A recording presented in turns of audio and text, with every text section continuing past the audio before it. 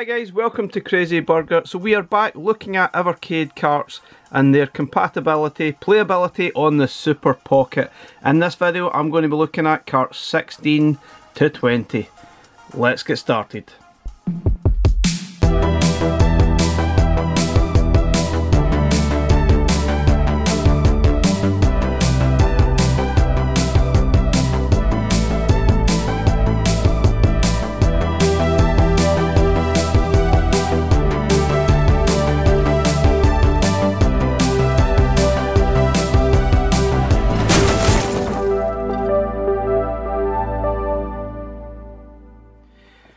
Okay guys, so let's have a look at these collections. No doubt one or two of these might be missable, but yeah, one or two of these might even be must-buys for your Super Pocket.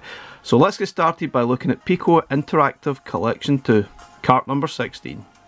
Okay, so this is Piko Collection 2. This came with 13 games, and obviously you can tell by the front picture here, it was quite a sporty cart that had a lot of kind of sport-related titles. Cart number 16. Very different to Piko Collection 1, and yet probably wasn't my favourite cart at the time, but there's certainly some interesting games on it. There's a few basketball games, even an American football game, to football games, and there's even a driving game. Interesting stuff. Was it any good though? Is it compatible with your Super Pockets? Let's have a look at a few of the games. Okay guys, so let's have a look at the first game. Now Beast Ball I'm going to play due to the fact I thought there was some issues with the sound. Might just be me, it might have been like that, I can't remember it being this bad though. Let's have an unfriendly game. I think all games are unfriendly on this. This is kind of like a Speedball 2 style thing. Sort of. But it's obviously side to side. It just sounds kind of very raspy. I'll turn it up a bit so you can maybe hear it a bit better.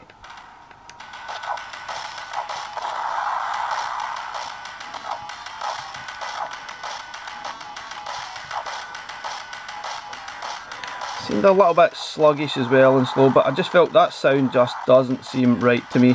But actually this game isn't too bad at all. Pretty playable, looks nice enough in this device, just the sound seems a little bit off to me.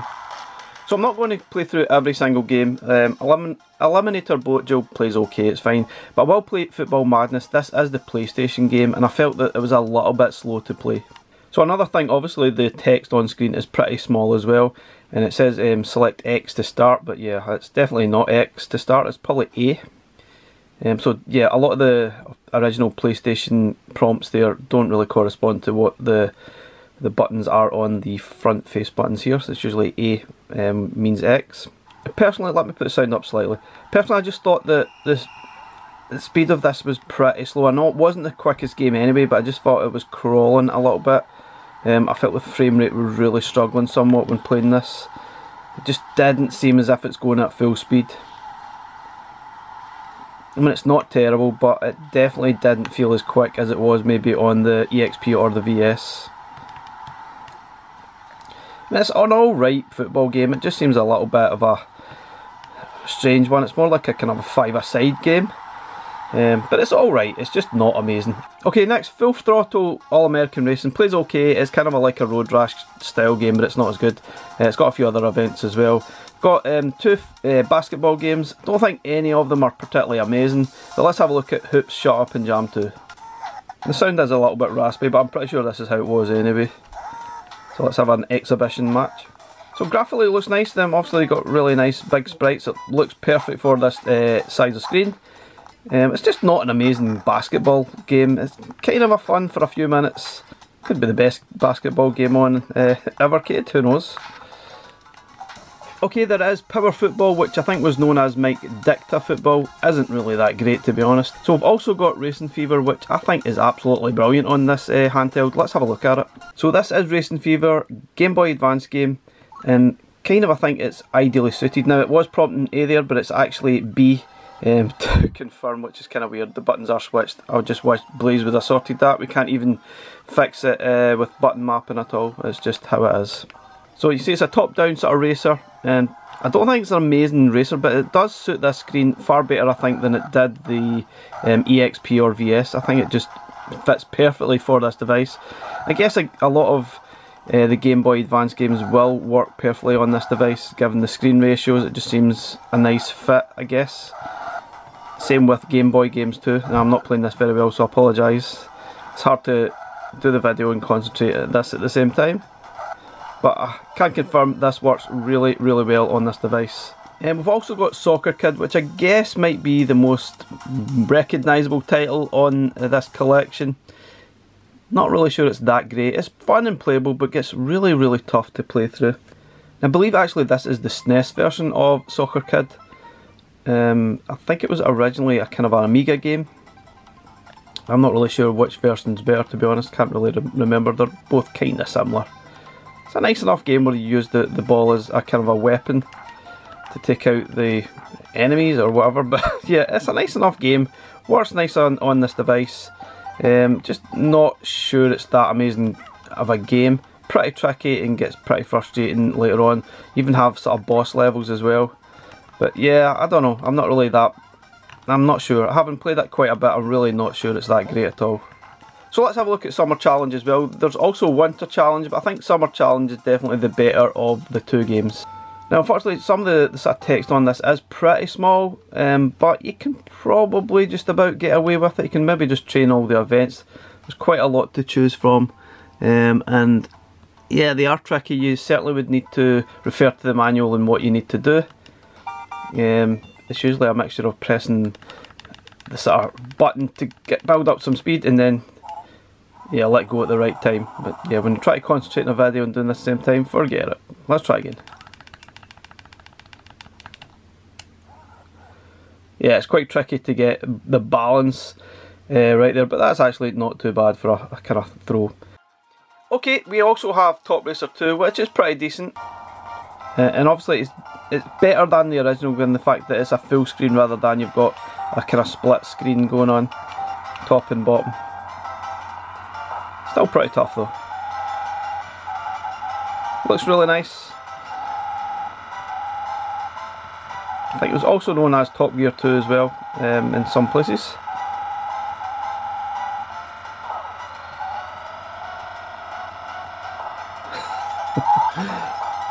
It is fun, but yeah, pretty tricky to do this and do the video at the same time. I'm making excuses, I know. Okay, we also have Winter Challenge, which is pretty similar to Summer Challenge, except the events are different obviously. It plays pretty much the same, but I just didn't find that one as much fun. We've got World Trophy Soccer, which kind of looks quite nice, but it's a tough one to play. Let's have a quick look at it. Now, there's no doubt about it, this is one really good looking football game. But if you've got the Taito edition of the Super Pocket, and you've got Football Champ's much more fun to play. This one, it's definitely a tricky challenge, and it takes a lot of practice to get even half decent at. No doubt it looks good. I think that's what I liked about it in the first place, is the fact that it looked really nice. But was it any good? I don't know. It was tricky to play. Okay, so I'd say overall Pico 2 isn't bad. If you like your sports titles, you might get something out of it. There's certainly no massive issues with the collection, apart from maybe some slowdowns, some issues with sort of speed rates, I think. But overall, it ain't bad. It really depends if you like those sports titles or not, whether to buy this. Okay, let's have a look at Worms Collection 1. This one only came with 3 games inside, which really doesn't seem the greatest value at all. Now, at the time when this was released, we didn't have the Evercade VS, we only had the original handheld, and this really didn't suit at all, and I really wasn't a big fan. This is cart number 18. It comes complete with the original Worms on the Mega Drive, Worms Armageddon, which is a PlayStation game, and Worms Blast, which was a Game Boy Advance game. 3 kind of a different games. Honestly, wasn't that keen on them because on the small screen, this just does not work very well at all.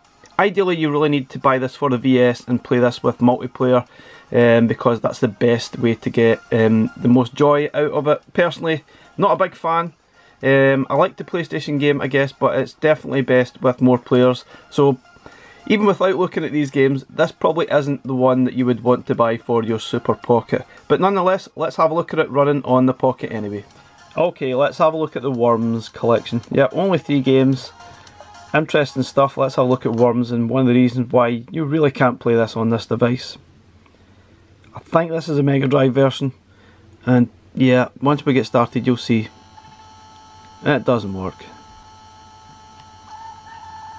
Okay, once you finally get started, you can right away see what the actual issue is. The sprites themselves, if you can tell, they're there. They're the worms there. We'll try and zoom in. They are tiny. If I sort of go back a little bit, you can barely see them at all. And yeah, for me, completely unplayable. And yeah, if you press the A button, it sends you all the way back to the start of the screen. What an absolute nightmare. But for me, the sprites are too small to be able to play this game properly. Okay, so there's no doubt, ideally you want to be playing these on the VS as multiplayer, but Worms Armageddon, this is a PlayStation game. This is certainly more playable on the Pocket than the other one. You can certainly see the sprites at least. So we quickly jump into a game. You can actually see the sprites, which makes a massive difference where you can actually play the game how it's meant to be played, and you might get some enjoyment out of it. Now, buying this cart certainly will depend how much you actually like Worms. If you love Worms, then you could probably buy it just for this game, but you're not getting great value for your money at all. So there's obviously a lot of fun you can have with these games, but it will depend how much you like those Worms sort of titles, and if you have any nostalgia for them. If you do, you'll probably quite enjoy it. It's just not a great value, given the fact that it's maybe only one game that's actually decent on this collection. Okay, the last game is Worms Blast. This is a Game Boy Advance game, and I think this game is absolutely awful. It's a kind of a puzzle style game, but I just think it's pretty poor. It's not their best effort at all. Looks nice enough. There's some slowdown as well. I felt like there's some slowdown with the music there. I don't remember it being like that on the EXP.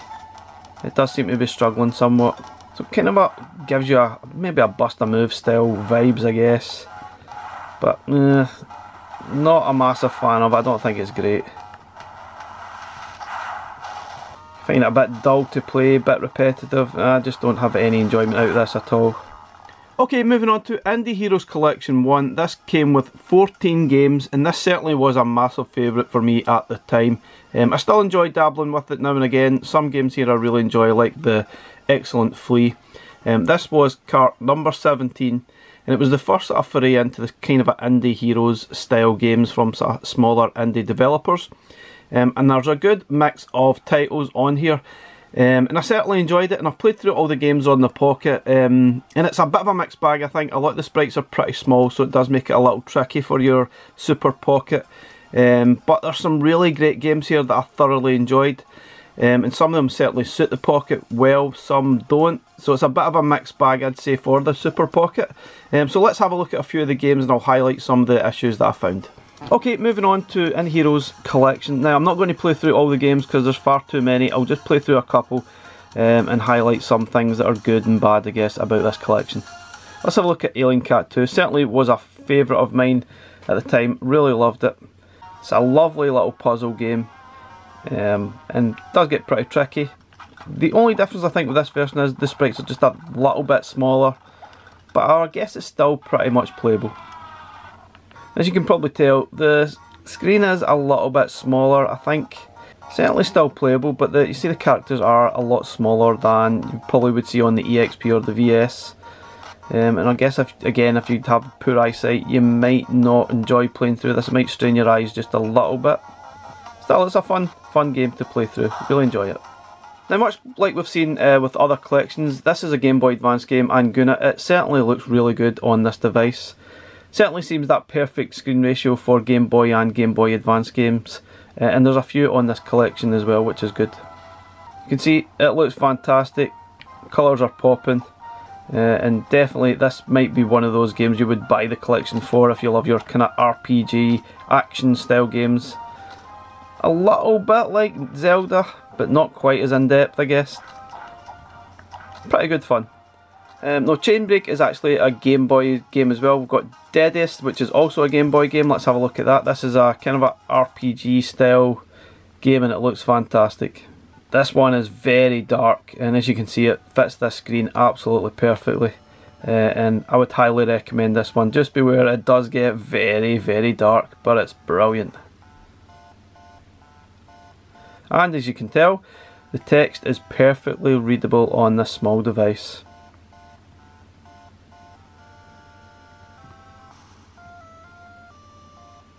So Dector is a fun sort of platformy puzzle game, really good. Doodle World is great, I absolutely love it, but just having playing through this again on the device, just looks like the sprite itself is a little bit small, but it's still playable. You can see here, it looks great, but that main sprite just seems a little bit too small at times, and it certainly does strain the eye more than it does on the other Evercade devices. But it's still fun to play. Just I guess, like we've commented before, if you've got bad eyesight, this might be a strain for you. This is certainly a common occurrence in some of these games, especially the sort of NES games.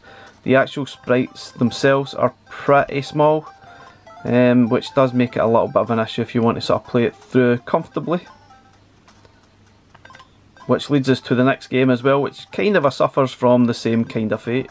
Okay, next up, Flea, which I absolutely love. But just like Doodle World, I feel like the main sprite, as you can see here, it is pretty tiny on this little screen. So yeah, it's going to be down to that. If you've got bad eyesight, might be a problem. Still, it's an excellent, excellent game. I really love this game. Certainly would be in my top 10 games on Evercade. I liked it that much. Really enjoyed it. Great little challenge and very different to any game you'll probably ever play. Banging tunes too. Okay, we'll move on to Foxyland. Just highlighting this because it's absolutely fantastic on here. It looks brilliant. So, idea is basically collecting the gems on the levels. And the sort of cherries as well, which is a bonus. But the main sort of goal is actually collecting the gems. And then getting to the exit will open up once you've done so. Excellent stuff. I thoroughly enjoy this one and it looks fantastic on this little device. It's perfect. So we've also got Kubo 3, which is alright. We've got Ploid, which is not too bad at all. Quest the Rest, another Game Boy sort of RPG style game. That's really good. Now Super Homebrew War is a kind of a multiplayer game, which I don't think, obviously doesn't really suit this device at all. But anyway, Twin Dragons is great fun. And the last one, Chusen, is absolutely awful. It's kind of shoot 'em up, but it's there's hardly any game there at all. Before we go, let's have a look at Twin Dragons, because this is excellent. Okay, so this is a platformer, and you obviously play the role of the little cutesy dragon. And it's your typical fare, but this is excellent stuff, really good, very addictive. It's got boss battles at the end of every level as well, or every couple of levels I should say. But it's a nice little challenge, really enjoyed playing this one. Unfortunately, I probably played like Flea and Doodle World on the collection a lot more. But this one is very good. So I would say overall, Indie Heroes certainly is one of those carts you really shouldn't miss, even though some of the sprites are certainly a little bit too small for this device. But I'd still say it's one of those carts that you should have in your collection for your Super Pocket. Okay, so this is the Codemasters Collection 1 cartridge. Came with 17 games, and this was cart number 19. Certainly seems good value for money, but I think at the time I felt it was just a little bit quantity over quality. Having played them again, maybe I was a little bit harsh with it. It certainly has some of the classics like Sensible Soccer, Cannon Fodder, Megalomania, which those three aren't actually original Codemasters games. I believe they bought the licensing for these games sometime maybe in the 90s, I think. Or was it the noughties? Can't exactly remember, but I know they weren't original Codemasters games. I was a little bit disappointed they weren't like the home computer versions that I would have expected. So they are kind of a NES and Mega Drive titles that's been added here. Some of them I remember, some of them I didn't. Some were okay, some were not amazing, but there's certainly a mixed bag. It seems okay, but once you look at it, even Sensible Soccer, Cannon Fodder, some of the sprites are a little bit small to be actually playable on your Super Pocket. Okay, so I'm not going to play through all of these games again because there's far too many to go through. B-52 is alright, kind of a, I think it's, now most of these are NES titles, apart from Sensible Soccer, Cannon Fodder and Megalomania, which is Mega Drive. Big Nose Freaks Out, they're okay. Let's have a quick look at this one. I think actually playing through these games again, they probably, maybe I was a little bit harsh when I first reviewed this collection, and the games are better than I kind of gave them credit for.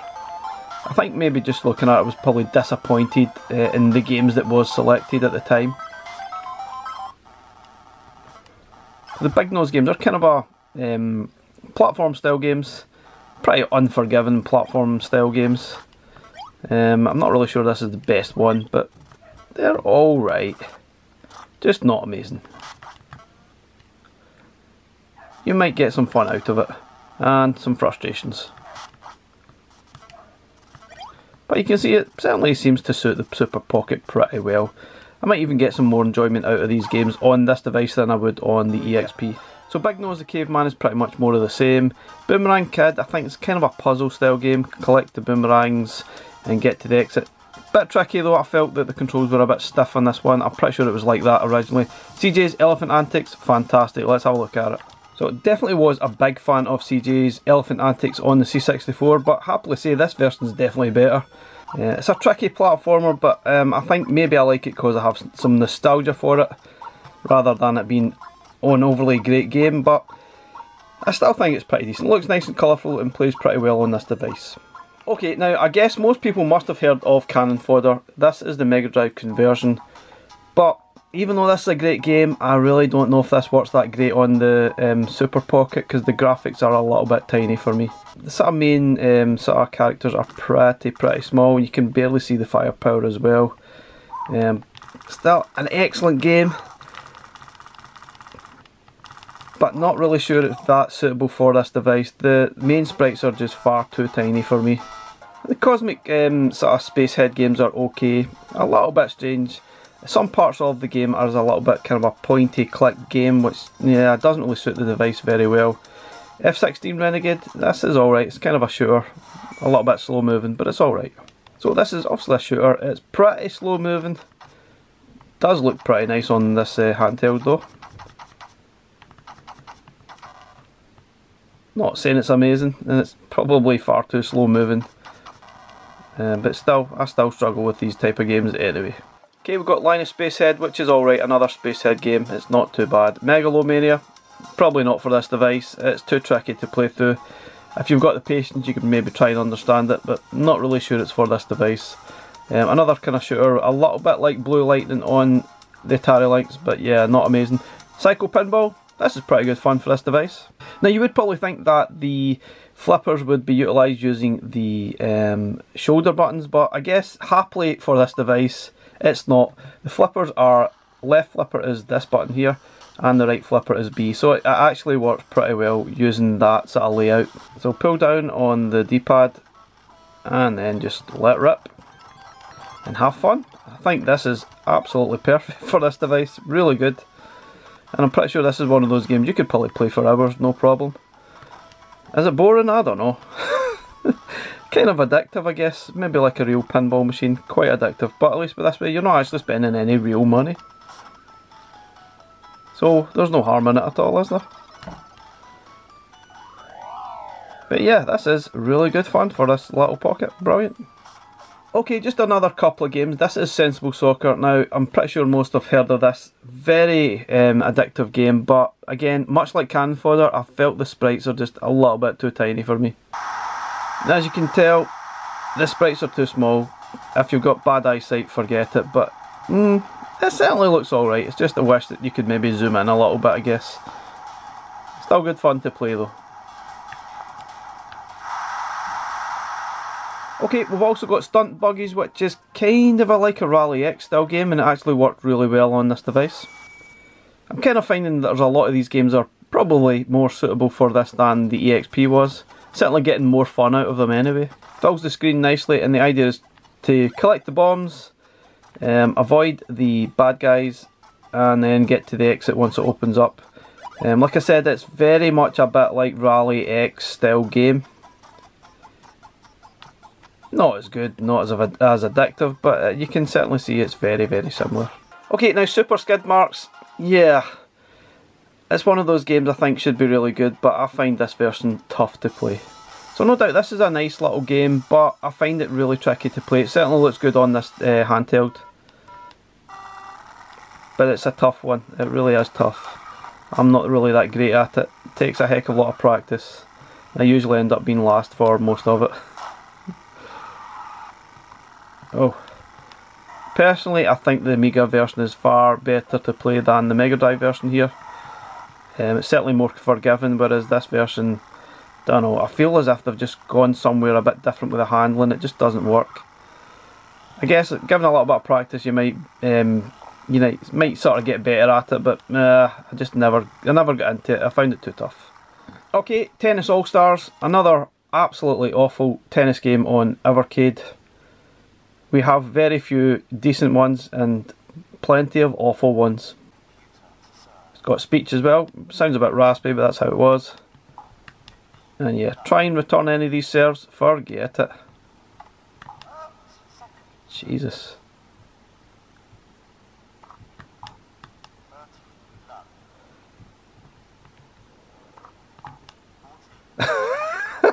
Maybe it's my reaction times just aren't good enough, but... Oh, and then when you accidentally do hit it back, it just goes way out because there's no accuracy in the game whatsoever. And then when you get to serve, good luck. Try and hit it back. This game's terrible. I'm sorry, but this game is absolutely shocking. Okay, might as well look at the last game, The Ultimate Stuntman. This game's actually pretty decent to play on here. A pretty fun game that I actually quite enjoyed playing through. It certainly works on this device more than I expected it to.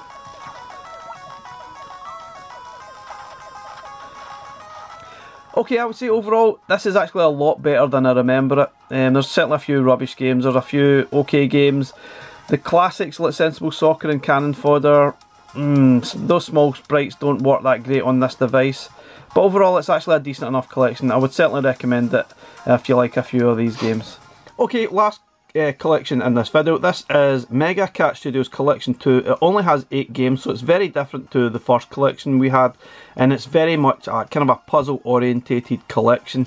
This is cart number 20. I did actually thoroughly enjoy this collection at the time. I do like myself a puzzler, and some of these certainly suit the pocket very well, like Romeo and Julie Cat, and a couple of other puzzlers here, but some of them, like maybe Misplaced, it looks a little bit tiny on the screen. So let's have a look at some of the games and I'll pinpoint some of the issues that I found. Okay, let's have a look at Mega Cat Collection 2. Like a lot of games, I guess, sometimes the sprites can be too small to be enjoyable on these devices. Despite the fact some of these games are excellent stuff, I really enjoyed this collection. Now, if you love your puzzlers, you'll love a lot of these games. I think they're terrific. But you can see here, the main sprites again are just a little bit tiny. But still, it's an excellent game. Certainly is taxing on the brain. And again, the button that's flashing on the screen doesn't necessarily correspond with the actual buttons on the device. Okay, switching up just slightly on this collection, there is a shooter, and it's Arcadus Revolution. And this is actually pretty good. A little bit tricky to get your head around though. Now the sound does sound a little bit raspy, the speech there especially. I think it was like that, to be honest. It is a Mega Drive title, which obviously wasn't really renowned for speech style games. And the thing weird about this game is you press the A and B button to move the screen. B goes one way, and I think it's X goes the other way. And then eventually, I think it's A, you get to shoot. So a little bit strange to get your head round. So yeah, A to shoot, clear the targets, and then move on. This is obviously kind of a tutorial section of the game. You eventually have enemies to defeat, and even bosses as well. This is actually a pretty decent game. Okay, DevWell 2 is a kind of a platform game. It's alright. Again, sprites are a little bit small. Gluff is fun also. Let's have a quick look at that. It's another puzzle style game, where you need to highlight the platforms after you become electrified. This is Gluff, so you need to charge up the frog-like creature and then highlight the platforms whilst avoiding all the enemies and get to the exit. It sounds very easy, but yeah, trust me, it certainly gets a very heavy challenge.